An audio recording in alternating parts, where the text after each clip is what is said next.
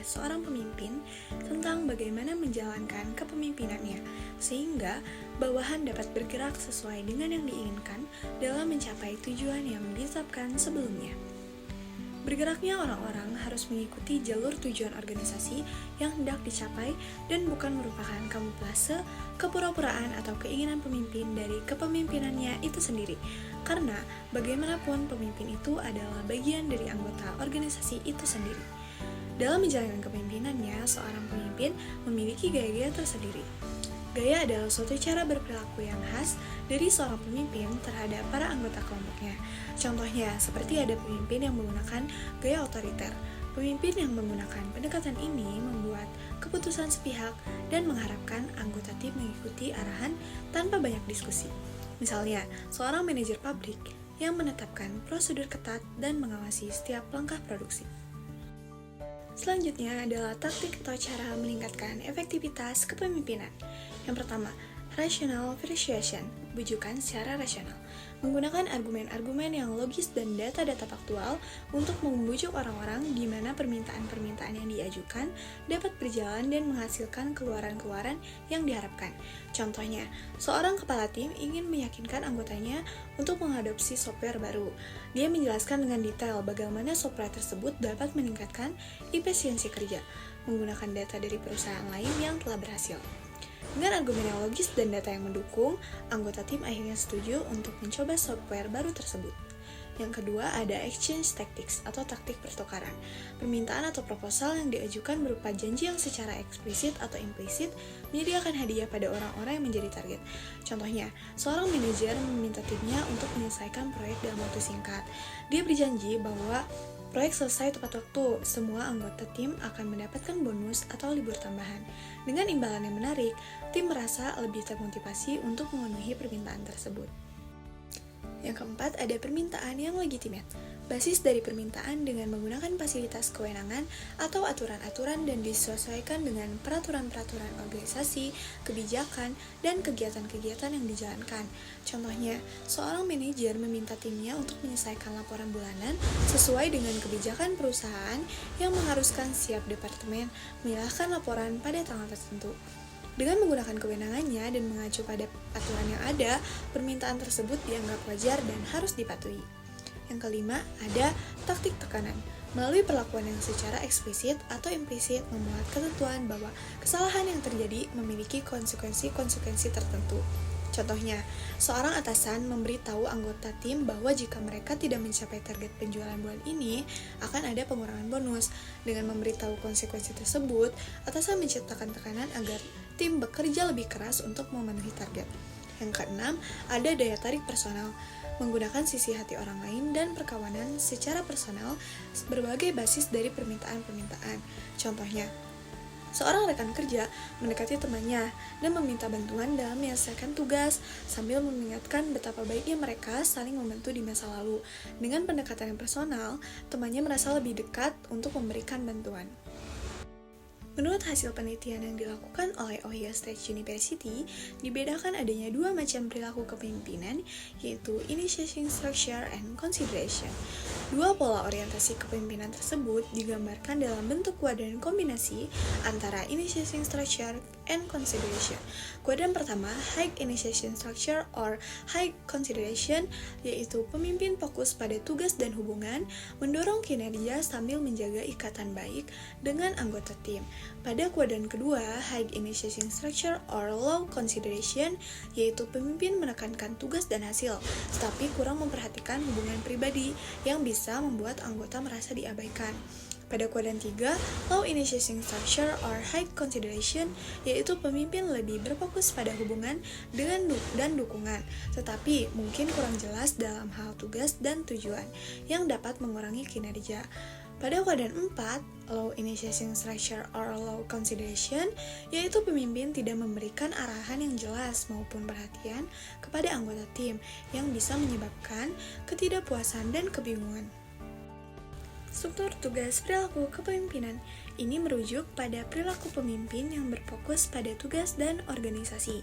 Ciri-cirinya adalah yang pertama, mengutamakan tercapainya tujuan. Contohnya, seorang manajer menetapkan target penjualan bulanan yang jelas dan termotivasi tim untuk mencapainya. Kedua, mementingkan produksi yang tinggi. Contoh, kepala pabrik mengatur proses kerja agar efisien dengan fokus pada peningkatan output harian. Yang ketiga, lebih banyak melakukan pengarahan. Contohnya, seorang pemimpin proyek rutin memberikan instruksi terperinci tentang tugas yang harus dilakukan oleh anggota tim. Yang empat, melakukan pengawasan secara ketat. Contohnya, supervisor memantau setiap langkah pekerjaan tim, memberikan umpan balik langsung untuk memastikan standar dipenuhi. Yang kelima, ada penilaian terhadap penjabat yang semata-mata berdasarkan hasil tugas. Contoh, manajer menilai kinerja karyawan berdasarkan pencapaian target tanpa mempertimbangkan faktor lain seperti usaha atau kolaborasi. Perilaku kepemimpinan konsiderasi ini merujuk pada perilaku pemimpin yang lebih peduli pada hubungan antar pribadi. Pemimpin dengan orientasi ini menunjukkan perhatian dan dukungan kepada anggota tim, menciptakan lingkungan kerja yang positif, serta membangun kepercayaan dan kerjasama. Ciri-cirinya adalah yang pertama, memperhatikan kebutuhan bawahan.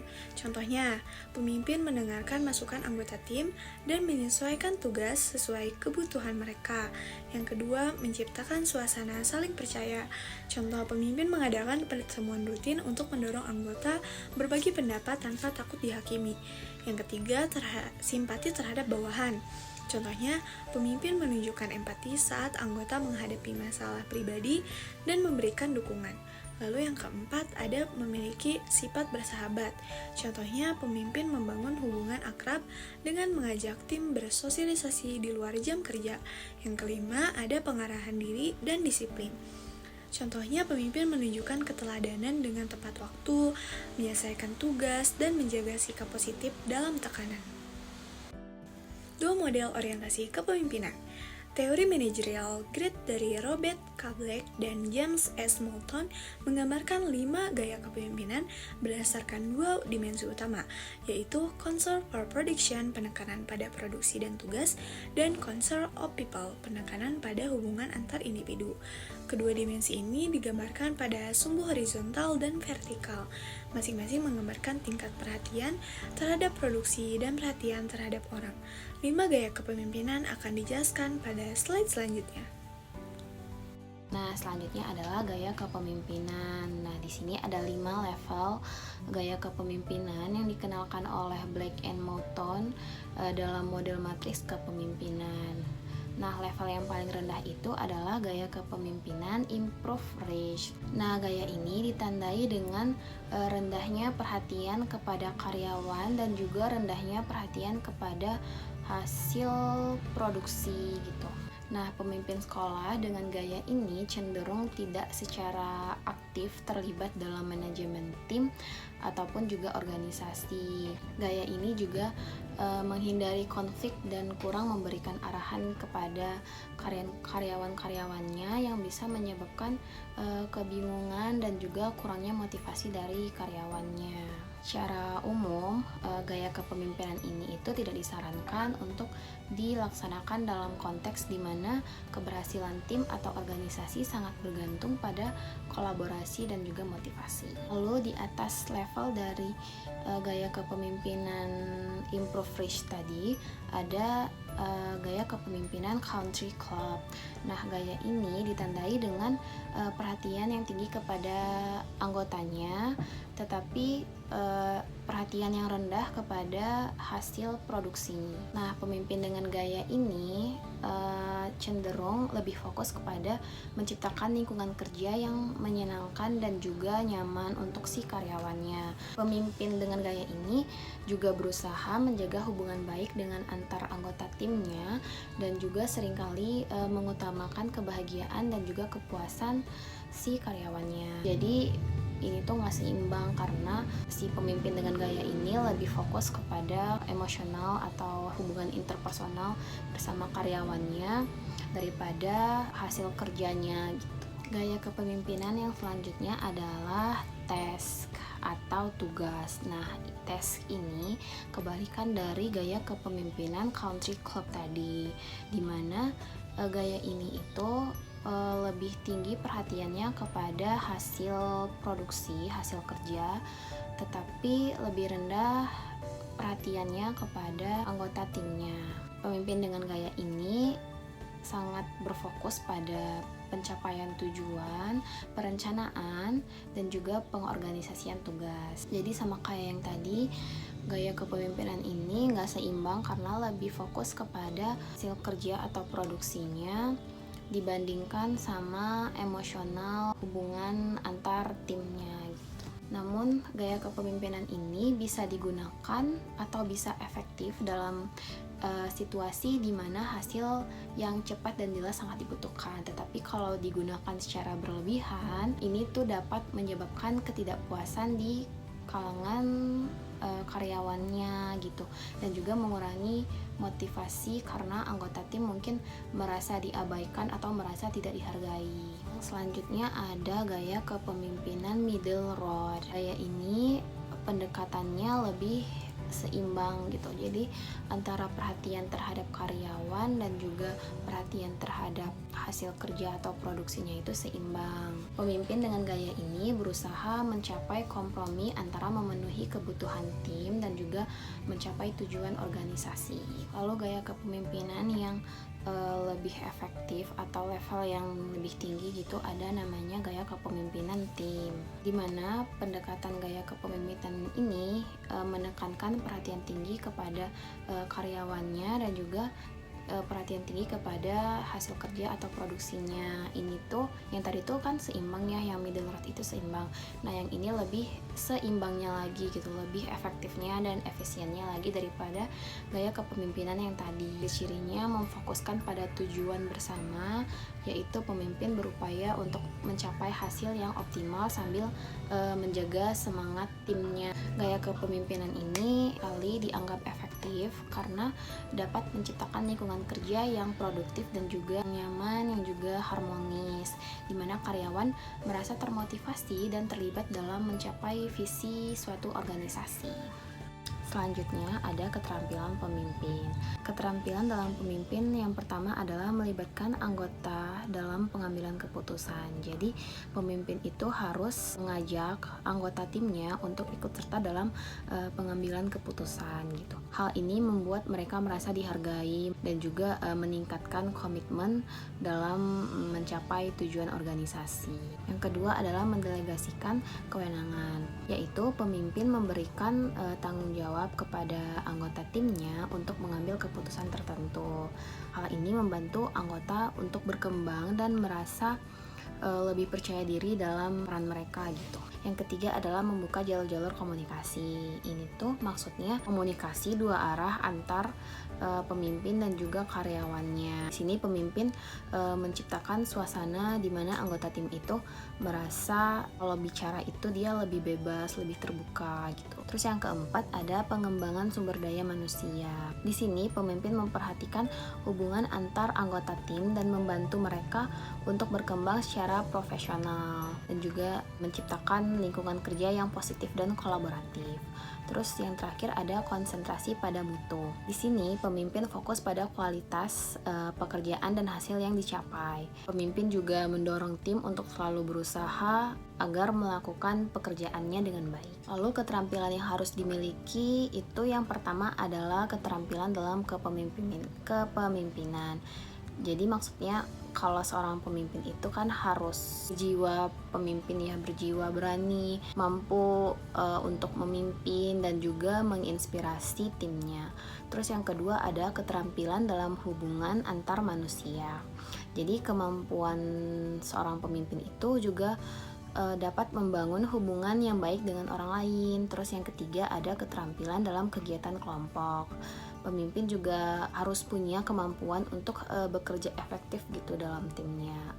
mampu membersamai anggota-anggotanya gitu. Selanjutnya ada keterampilan dalam administrasi personil, yaitu kemampuan mengelola sumber daya manusia dan juga administrasi. Terakhir adalah keterampilan dalam penilaian dan juga pengawasan atau evaluasi. Jadi di sini pemimpin harus bisa memberikan penilaian kepada anggota-anggotanya, bagaimana cara kerjanya, apa yang harus diubah, apa yang harus dikembangkan secara baik ke depannya gimana gitu. Jadi memberikan umpan balik kepada si karyawannya agar mereka dapat terus berkembang di kemudian hari. Lalu di sini ada pengaplikasiannya. Nah, yang pertama itu menetapkan visi dan formulasi misi. Pemimpin sekolah itu harus memiliki visi yang jelas tentang apa yang ingin dicapai dan misi yang menggambarkan langkah-langkah untuk kedepannya, untuk apa yang akan dicapai gitu. Visi dan misi ini menjadi panduan bagi seluruh anggota di suatu sekolah gitu. Terus yang kedua adalah menetapkan kebijakan dan tujuan. Pemimpin sekolah menetapkan kebijakan yang akan mengatur bagaimana sekolah itu beroperasi dan juga menetapkan tujuan yang spesifik, yang terukur dan juga realistis untuk dicapai dalam jangka waktu tertentu. Terus yang ketiga adalah melakukan kegiatan penyusunan program. Di sini pemimpin sekolah merancang program-program apa yang mendukung pencapaian tujuan dan juga misi sekolah. Hal ini termasuk kegiatan pembelajaran, pelatihan, dan juga program pengembangan lainnya. Terus yang keempat ada memperkirakan dan mengalokasikan sumber daya. Nah, pemimpin sekolah harus dapat memprediksi kebutuhan sumber daya seperti anggaran, terus fasilitas, terus tenaga kerja, dan juga mengalokasikannya secara efisien untuk mencapai tujuan yang telah ditetapkan. Terus yang terakhir ada memodifikasi kebijakan dan juga perencanaan. Di sini pemimpin sekolah perlu siap untuk melakukan perubahan pada kebijakan atau rencana jika situasi atau kebutuhan baru muncul gitu. Hal ini untuk memastikan bahwa sekolah itu tetap relevan dan juga responsif terhadap tantangan yang ada. Yang pertama, keterampilan dalam memimpin. Nah, di sini pemimpin harus menguasai cara-cara kepemimpinan, memiliki keterampilan memimpin supaya dapat bertindak sebagai seorang pemimpin yang baik. Itu hal yang harus dikuasai dan bagaimana caranya adalah menyusun rencana bersama, terus mengajak anggota berpartisipasi, terus memberi bantuan kepada anggota kelompok, terus memupuk moral kelompok, terus bersama-sama membuat keputusan, menghindarkan working on the group, menghindarkan working for the group, tapi lebih mengembangkan working within the group. Terus juga membagi dan juga menyerahkan tanggung jawab ke masing-masing dan juga sebagainya. Selanjutnya adalah keterampilan dalam hubungan insani. Hubungan insani ini adalah hubungan antar manusia. Ada dua macam hubungan yang biasa kita hadapi dalam kehidupan sehari-hari. Yang pertama ada hubungan fungsional atau hubungan formal, yaitu hubungan karena tugas resmi atau kerjaan resmi. Jadi kayak lebih ke formal, kayak lebih ke dalam pekerjaan gitu. Yang kedua itu ada hubungan pribadi atau hubungan informal. Jadi ini tuh lebih hubungan kayak personalisasi gitu. Jadi hubungan yang tidak didasarkan atas pekerjaan gitu, atas tugas resmi, tapi lebih ke bersifat kekeluargaan. Lalu ada keterampilan dalam proses berkelompok gitu. Maksud utama dari proses kelompok ini yaitu bagaimana kita meningkatkan partisipasi anggota-anggota kelompok setinggi-tingginya sehingga potensi yang dimiliki para anggota itu dapat diefektifkan secara maksimal gitu. Jadi dari proses kelompok ini adalah hubungan insani dan tanggung jawab bersama. Di sini pemimpin harus jadi penengah, harus jadi pendamai, juga moderator dan bukan menjadi hakim. Yang terakhir adalah keterampilan dalam administrasi personil. Administrasi personil ini mencakup segala usaha untuk menggunakan keahlian dan juga kesanggupan yang dimiliki oleh petugas-petugas secara efektif dan juga efisien.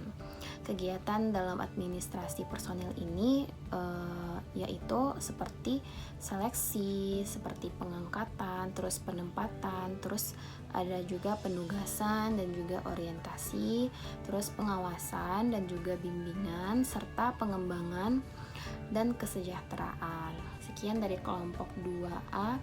Assalamualaikum warahmatullahi wabarakatuh.